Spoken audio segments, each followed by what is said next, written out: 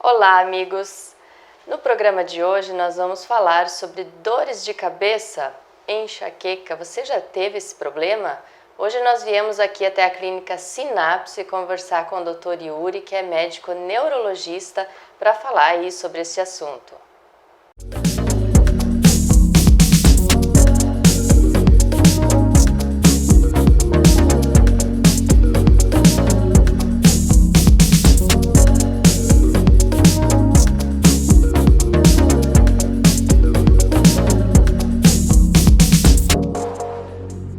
Faça a escolha certa. Escolha Influx, o domínio do inglês mais rápido. Com garantia em contrato. Isso é o contrato, assinei.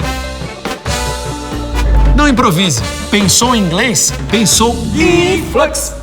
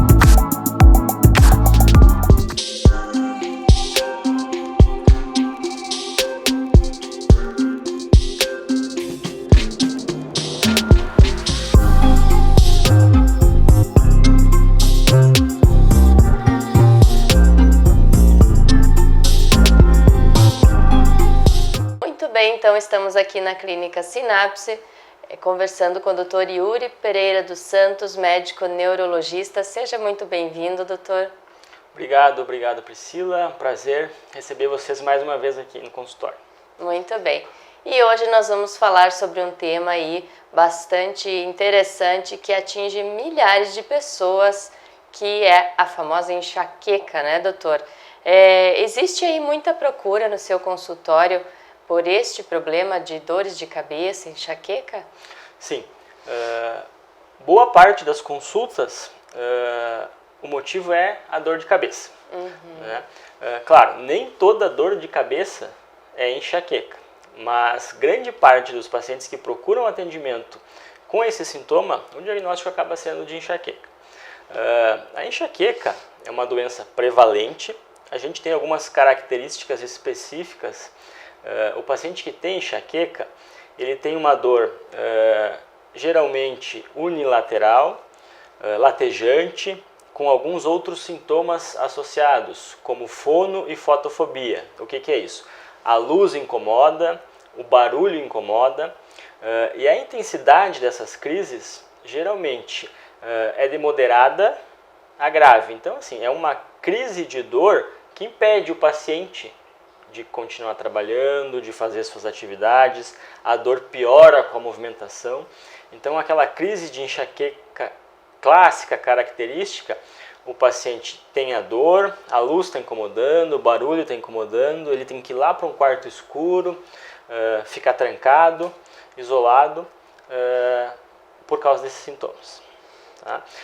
Claro, sempre que o paciente vem com uma queixa de dor de cabeça, a gente tem que pensar em outros diagnósticos, em diagnósticos diferenciais.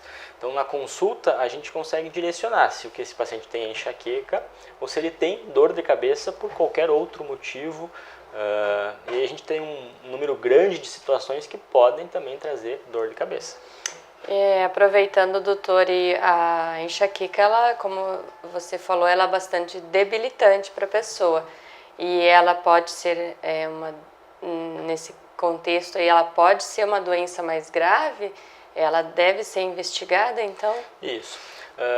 Sempre que o paciente tem uma dor de cabeça que está lhe incomodando, que está atrapalhando as suas atividades do dia a dia, tem até uma campanha da Sociedade Brasileira de Cefaleia que fala assim, 3 episódios de dor de cabeça no mês ou mais, por mais de 3 meses, isso não é normal. tem que procurar ajuda para investigar e descobrir o que está acontecendo. Claro, tem algumas situações em que o paciente precisa procurar atendimento de imediato. Por exemplo, uma dor de cabeça intensa, a dor de cabeça mais intensa que ele teve na vida, ou uma dor de cabeça associado com alguns outros sintomas, por exemplo, febre, alguma alteração de força, sensação de formigamento em algum membro, alteração visual, a dor que não melhora com nenhum tipo de remédio, são sinais de alarme, sinais de alerta. Então, que o paciente precisa procurar atendimento antes, né? Então, a gente sempre tem que individualizar e ver se o que o paciente tem é uma dor de cabeça que é pela enxaqueca ou se tem alguma outra causa que precise fazer investigação, que precise fazer algum exame específico e direcionar para um tratamento diferente do tratamento da enxaqueca. A intenção aí, então, é ver se é uma dor de cabeça comum ou é algo que vai impossibilitar mesmo ele de continuar as atividades, né? Alguns pacientes com enxaqueca têm dores mais leves e esporádicas, né? Então até o tratamento nesse caso muda.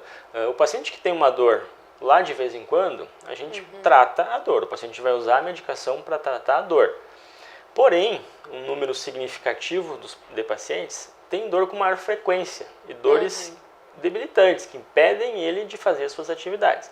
Então, o tratamento desse paciente, por exemplo, é diferente. A gente usa a medicação para tratar a dor, mas a gente acaba usando um tratamento profilático, que a gente chama, que é uma medicação que o paciente usa todos os dias, por um determinado tempo, para evitar que ele tenha essas crises.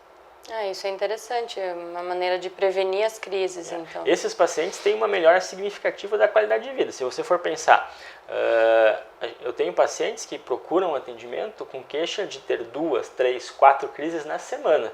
Puxa, é muita coisa. Então esse paciente se beneficia de um tratamento para tentar diminuir esse número de crises.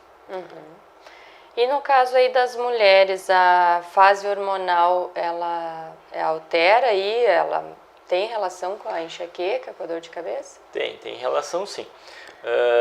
A prevalência da enxaqueca, ela é maior em mulheres do que em homens.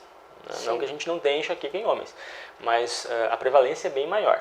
E isso está relacionado sim, entre outras coisas, essa questão hormonal. Né? Mas aí no caso é uma dor de cabeça natural do ciclo hormonal? Assim, ou não? a gente tem pacientes que podem ter enxaqueca, e elas piorarem as suas crises no ciclo menstrual. Né? Então é uma paciente que tem enxaqueca e o ciclo menstrual piora a enxaqueca. Né? E a gente pode ter um tipo específico de enxaqueca que aparece só no período menstrual, que a gente chama de enxaqueca menstrual. A gente acaba tratando esses tipos de enxaqueca de forma diferente. E a gente pode ter também pacientes que têm cefaleia, dor de cabeça, mas não com características de enxaqueca. Uma cefaleia mais leve por causa do período menstrual. Então, que acompanha aqueles sintomas alguns dias antes, durante o período menstrual e alguns dias depois. Então, sempre que a paciente tem queixa relacionada a isso, é importante a gente identificar que tipo de dor de cabeça que ela está, porque a abordagem, o tratamento acaba sendo às vezes um pouco diferente. Sim, sim. E existem alimentos aí que podem acabar desencadeando uma crise de enxaqueca? Isso. A gente tem vários fatores, gatilhos, digamos assim, que podem desencadear crise de enxaqueca. Isso é muito pessoal. Cada paciente pode ter algum tipo de gatilho específico. Né? Claro, a gente tem coisas que a gente sabe que pioram a enxaqueca em todos os pacientes. Estresse, ansiedade, falta de sono, excesso de trabalho, ingestão inadequada de líquido, álcool, ingestão de álcool no geral pode desencadear crise. Outros pacientes têm gatilhos específicos, né? E daí entra a questão dos alimentos. Tem alguns alimentos que estão mais associados. Alimentos que têm muitos conservantes industriais, alguns tipos específicos de conservantes, e alguns alimentos em específicos, por exemplo, o chocolate. a população fala muito assim, o chocolate desencadeia dor de cabeça. A gente não tem nenhum estudo com uma associação definitiva, assim, e na prática, alguns pacientes falam que sim, que eu como chocolate, eu tenho crise de enxaqueca, e outros pacientes não. Então, a gente tenta identificar para aquele paciente qual é o alimento específico que pode desencadear a crise e o paciente tenta fazer uma restrição alimentar naquele sentido. Certo. E no caso, assim, luzes fortes, sons, podem desencadear também ou isso depende também do paciente? Isso é muito individual. A luz e o barulho, né, a fono e a fotofobia, elas costumam vir associadas à crise de dor de cabeça. Esse é um sintoma que está associado. Né? E o paciente acaba evitando a luz, evitando o barulho, no momento que está tendo a crise. Pode piorar ali na hora. Mas tem relato, o paciente ficou exposto a algum lugar com muito barulho e aquilo pode sim ser um gatilho para desencadear a crise de enxaqueca. O paciente sempre é individualizado nesse caso, né? Cada paciente tem as suas peculiaridades, com certeza. E no caso dos anticoncepcionais, eles aumentam o risco de enxaquecas, porque eles têm a ver também com a fase hormonal e eles até dão uma alterada ali no ciclo menstrual, né? Isso é uma pergunta também muito frequente. A gente tem um tipo de enxaqueca, né, que a gente chama de enxaqueca com aura. Tá? O que é essa aura? Essa aura pode ser visual, o paciente tem algumas alterações visuais durante a crise, algumas estrelinhas, luzes coloridas, escotomas que a gente chama. Essa aura pode ser sensitiva, o paciente tem formigamento no braço, na perna, no rosto durante a crise de enxaqueca, ou um pouquinho antes e depois no decorrer da crise. E pode ser motora, mais raramente, o paciente perde a força no braço durante a crise. Esse tipo de enxaqueca com aura, ele é mais incomum, né? E dos pacientes que têm aura, a maioria tem aura visual. Essas pacientes que têm enxaqueca com aura, elas têm um risco maior de ter um acidente vascular cerebral, por exemplo, se a paciente usa anticoncepcional oral combinado, né? Que é aquela pílula que contém estrogênio e progesterona. Então, esse paciente, a gente precisa, claro, identificar na consulta, ter certeza que ele tem enxaqueca com aura, e tentar trocar o anticoncepcional oral combinado por outra opção de anticoncepção. Normalmente o paciente, a gente faz esse acompanhamento junto com o ginecologista da paciente, identifica que a paciente tem a enxaqueca com aura e acaba tentando outra opção de anticoncepção, que não seja essa com estrogênio combinado, para diminuir o risco da paciente ter um AVC. Mas isso, AVC em paciente com enxaqueca nesses casos é raro, mas a gente tem que acabar diminuindo o risco trocando o anticoncepcional.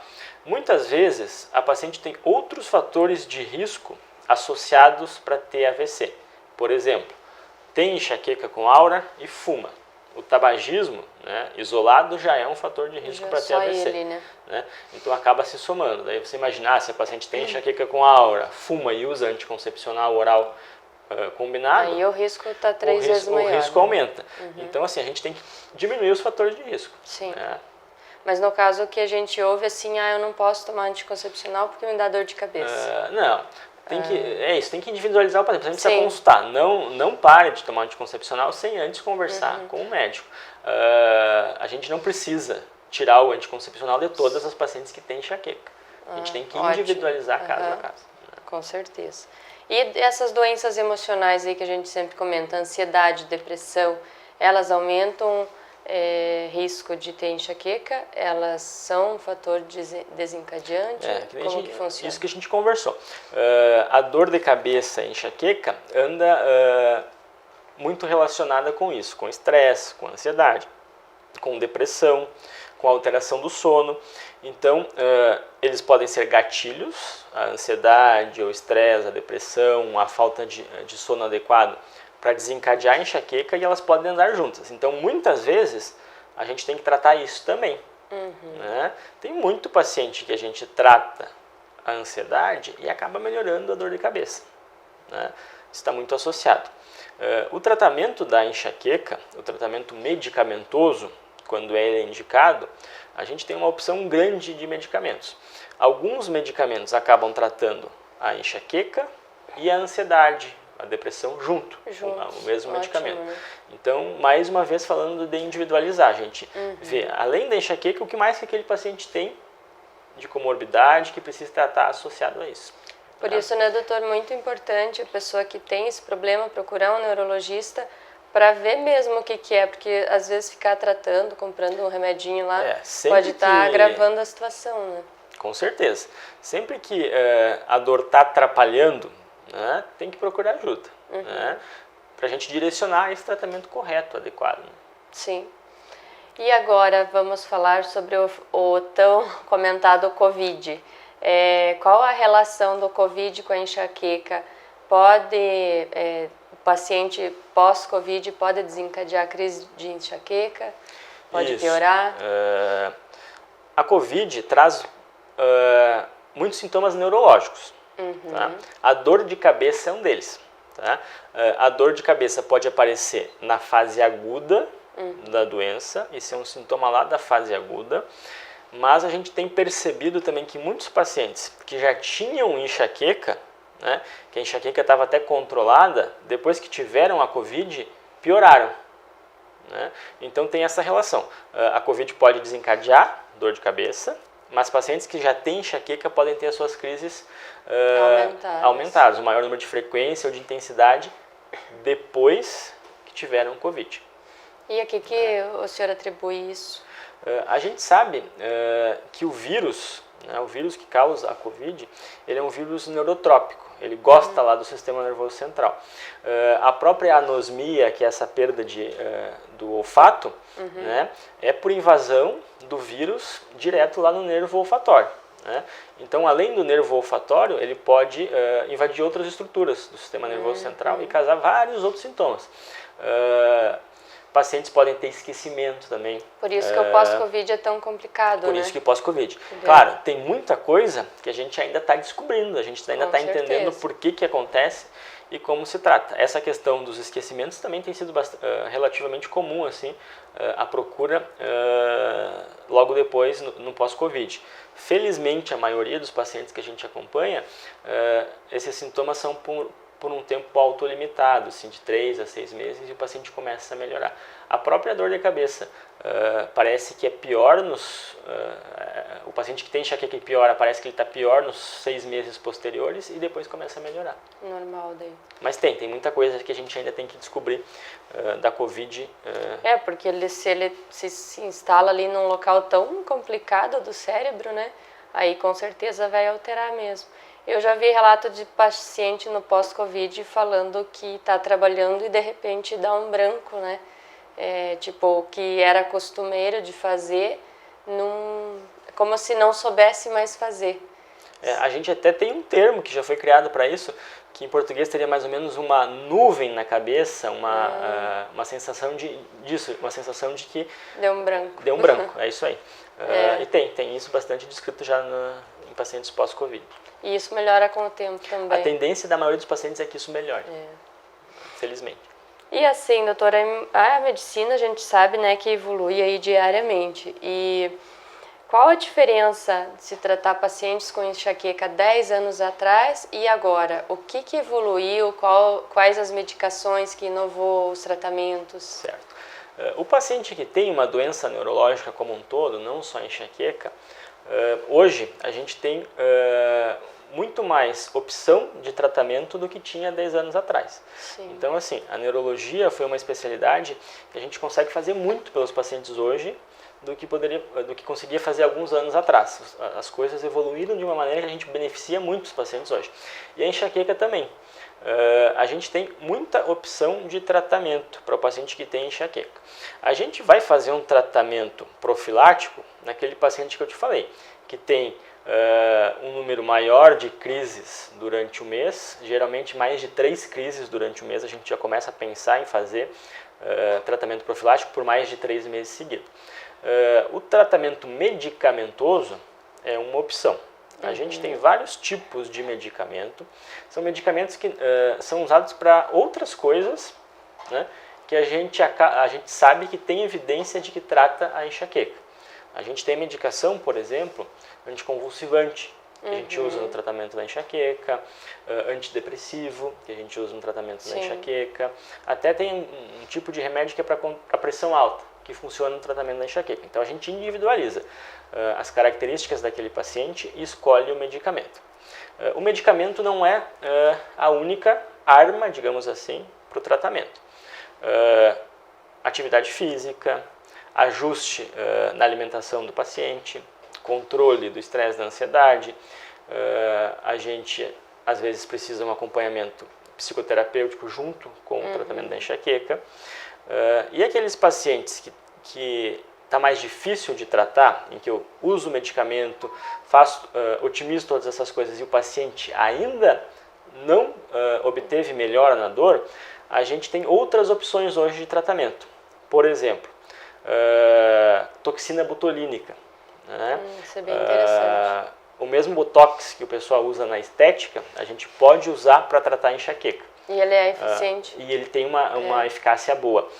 A aplicação é diferente, são pontos específicos da cabeça que a gente acaba aplicando para tratar a enxaqueca e tem bons resultados. A gente tem um outro tipo de tratamento que chama estimulação magnética transcraniana, que é um aparelho que a gente coloca numa área específica da cabeça do paciente e faz uma estimulação magnética. Também a gente tem bons resultados. Todos esses tratamentos, toxina, estimulação, são para aqueles pacientes que as outras coisas não funcionaram. Certo. Né? E mais recentemente, a gente teve o surgimento de um novo medicamento, que é um anticorpo monoclonal, que também funciona para tratar esses pacientes que têm enxaqueca mais refratária, que não melhoram com outras coisas. Mas são a minoria dos pacientes. A maioria dos pacientes a gente consegue melhorar, tratar a enxaqueca com medicação, com mudança de estilo de vida e não precisa chegar nesse ponto mais extremo de precisar um desses tratamentos. Certo. E assim, doutor, o senhor falou ali da ajuste na alimentação. O que seria esse ajuste na alimentação para melhorar as crises de enxaqueca? Isso. Além do paciente descobrir se tem algum alimento que desencadeie, que seja gatilho para a crise de enxaqueca, é aquela boa e velha orientação de alimentação saudável que serve para todo mundo. Tudo, né? Quase. De evitar gordura, evitar fritura, uma ingesta não tão grande de carboidrato, ingesta adequada de proteína, frutas, verduras e hidratação. A hidratação também é muito importante no paciente que tem dor de cabeça. Então, orientar, principalmente agora, nesses dias de mais calor, o paciente que tem enxaqueca, eu oriento. Mantém a hidratação em dia. Né? Isso ajuda no controle da enxaqueca. Tá aí, então, para vocês aí de casa que querem saber um pouquinho mais sobre enxaqueca, né? Pode tirar aí suas dúvidas com o Dr. Yuri, né? E se você quiser deixar aí para o pessoal o seu endereço aqui da clínica onde atende. Certo, obrigado mais uma vez. Precisando de atendimento, a gente fica à disposição aqui na Clínica Sinapse, que fica na Costa Carvalho, 547, em União da Vitória. Muito bem, a gente que agradece aí as informações, com certeza vai servir aí para vocês que estão assistindo.